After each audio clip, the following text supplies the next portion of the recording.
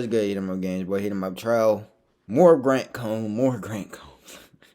There's the streets is really dry with videos. Like there's no college football players to really react to. I done reacted to all the main ones, so it was just, it's so.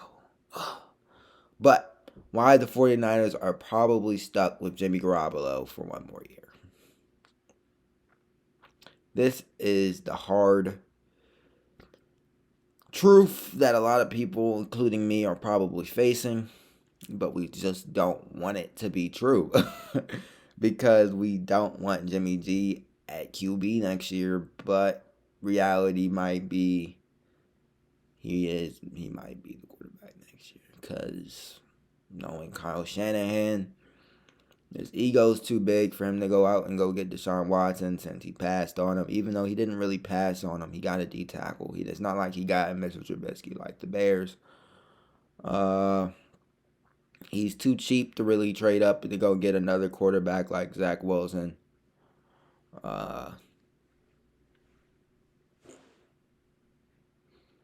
Or Justin Fields in that case, too. But yeah, let's just get into the video.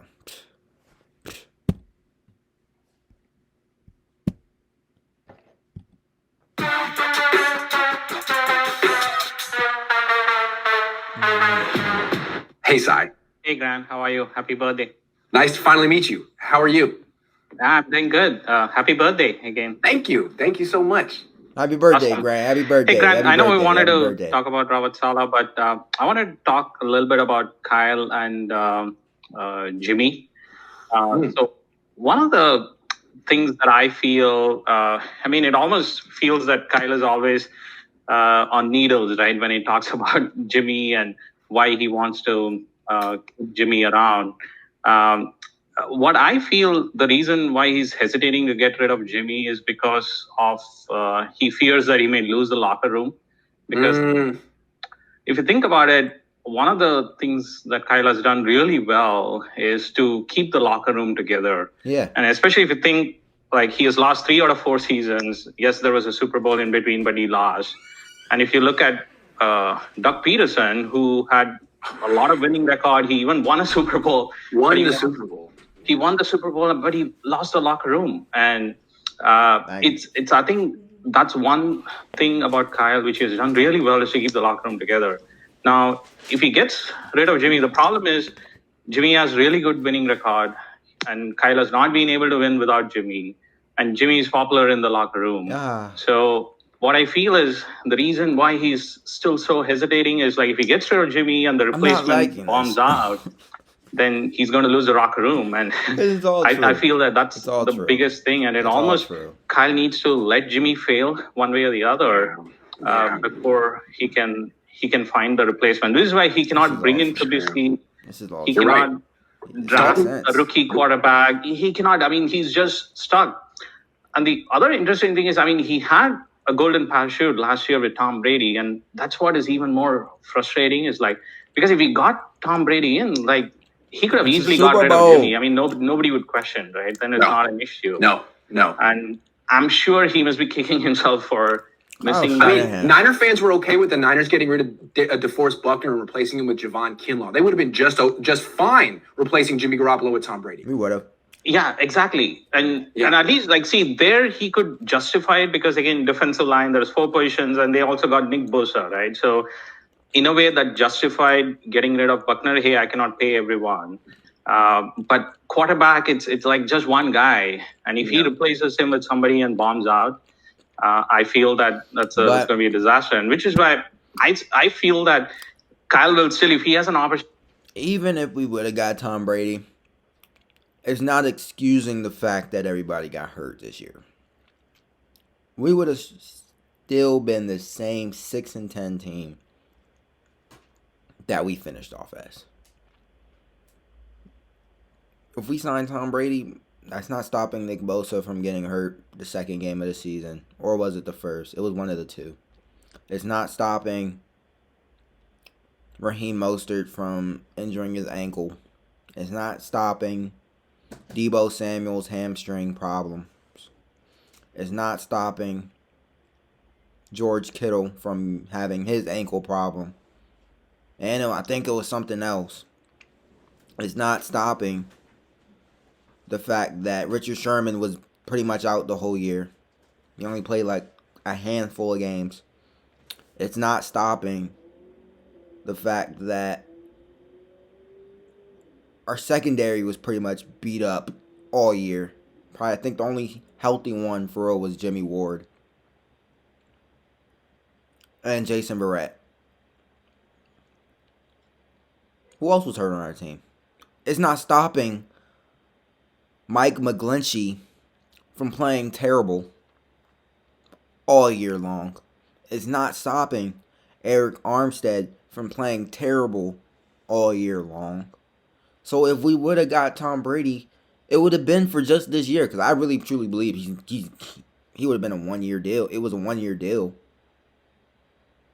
He would have probably got hurt too with that line we had with Mike McGlinchey blocking for him. He would have got hurt too. He would have retired in the season.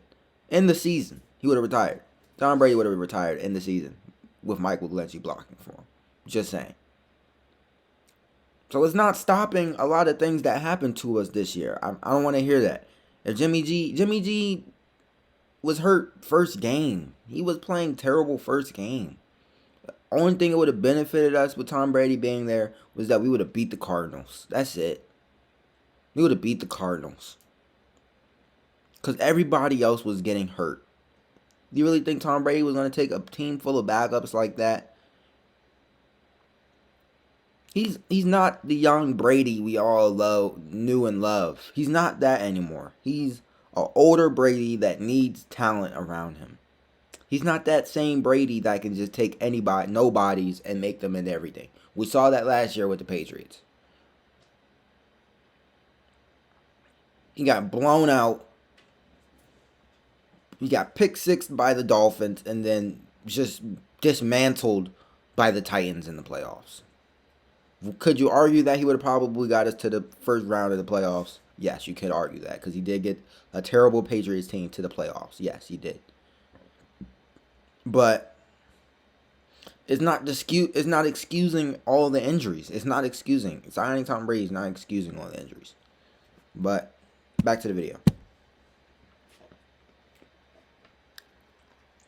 No, I'm not playing.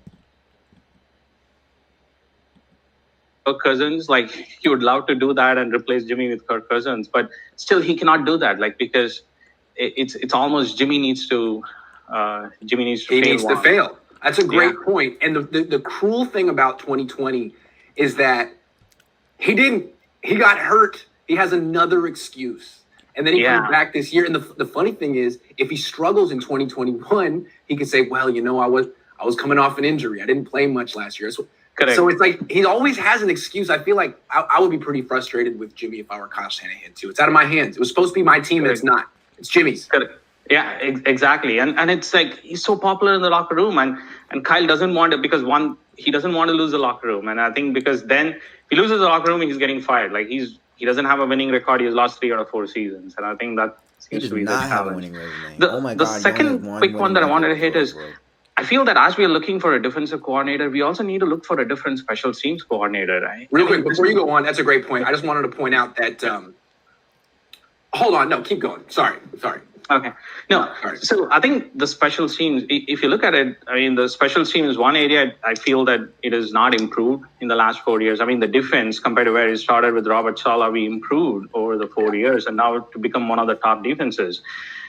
I feel that it's easy to justify the bad special teams play this year because, like, hey, so many injuries, all my special teams player ended up being starters. It's very easy for them to rationalize and justify, but you got to be able to find a better special teams coach. And I feel that they should strongly look at it. I don't know whether they're looking at it or not, but special teams is so critical. And you look at Mitch Wishnowsky, I mean, like, he's a disaster 4th-round pick. I mean, somebody needs to develop these guys.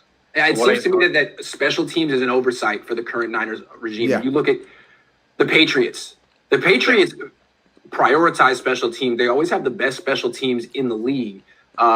It's a great way to help both your offense and your defense. Coaches say that you want to win 2 out of the 3 phases in a game. Well, if you're consistently losing special teams, that means to win the game, you usually have to win both offense and defense, which is hard to do.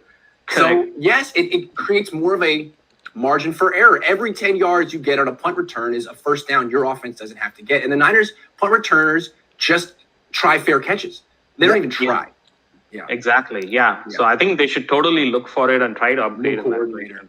I mean, as great of a coordinator as Robert Saleh is, it almost seems like the Niners cut corners and special teams. Like, hey, we only have $10 left over. Let's get the only guy they need to get a better special teams coordinator. I don't know. Yeah, absolutely. Yeah. I think they should look at it. All right. Good thanks, call, thanks for coming in. Yeah, nice to meet you too. Well, that was a good video. Good guy. You know what he's talking about. What did I just do? Alright. But yeah, it was a good guy. A lot of good things were said. A lot of true things were said. This is the harsh truth of Jimmy Garoppolo. That's probably what I'm going to name this video. The harsh truth of Jimmy G with the San Francisco 49ers. That we all got to accept. We got to accept it at this point. Don't come draft day. I am already going to have in my mind we're not taking a quarterback. Just so it doesn't hurt me that we don't. Come draft day, I've already have in my mind Jimmy G will be our quarterback for 2021 season. Come draft day, I already have in my mind that Kyle Shanahan is going to draft a player neither one of us has all thought about or talked about, unless it's J.C. Horn or Caleb Farley in the first round. Those are all the things I already have in my mind going into draft day. Are those the things I want to really play out? No. Will I be mad if we get J.C. Horn or Caleb Farley? Absolutely not. We need corner. Is it the way I wanted it to go, though? No. But that is the harsh truth that we're potentially, y'all know what I'm saying, are going to have to face. We're going to have to face the fact that we're not going to get what we wanted. Just like every year. I mean, last year I can pretty much say we're straight. Even though we didn't get who we wanted, we got the better deal out of what it was. Like, I think that was a good draft for Kyle. Brandon Ayuk was a hit. Javon Kinlaw looks like he's going to be a hit later on in the future. So, I'm not mad at that. But that's going to do it for the video. Make sure you like, share, comment, subscribe. Let me know what y'all think. Do y'all think this is really going to be the harsh truth for us in the 2021 season?